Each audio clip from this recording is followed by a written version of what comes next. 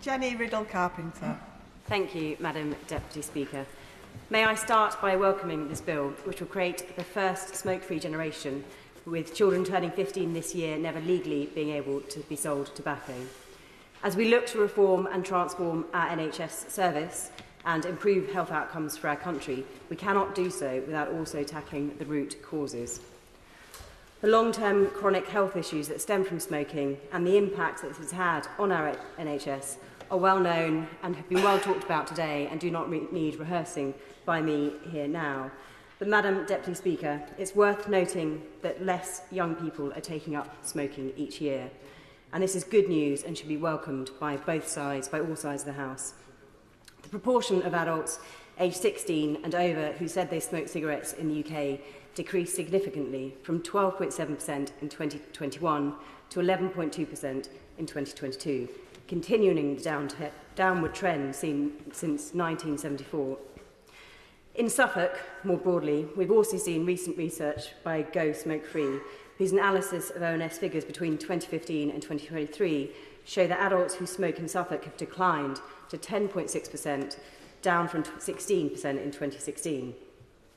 But this positive downward trend doesn't mean that young people are safe from the addictions of smoking, or indeed that further interventions by this government are not needed. Because alongside the decrease in young people taking up smoking and the decline in adults in Suffolk smoking, we've seen an increase in young people and children taking up vaping. This vaping epidemic amongst children and young people should be a great concern to us all, across both sides of this chamber. Madam Deputy Speaker, in 2023, 20% of children had tried vaping. That was almost double the figure from 2020 before the first COVID lockdown. This rapid trajectory is frightening, and I share the concerns of many parents who have written to me and expressed their concerns about the availability of vapes, the marketing of them, and so often it feels that it is targeted directly at children. We know disposable vapes are the product of choice for the majority of children vaping today, and I therefore welcome the ban on disposable vapes that this bill will bring forward.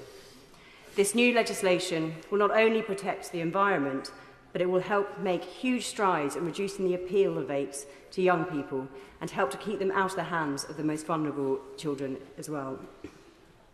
I also welcome this bill's drive to ban the advertising and sponsorship of vapes and nicotine products and allow the regulation of the flavours, packaging and display of vapes so they cannot be marketed to appeal to children.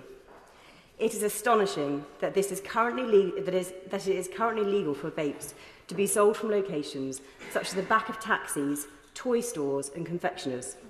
This practice must stop, and I am glad that this bill seeks to tackle this.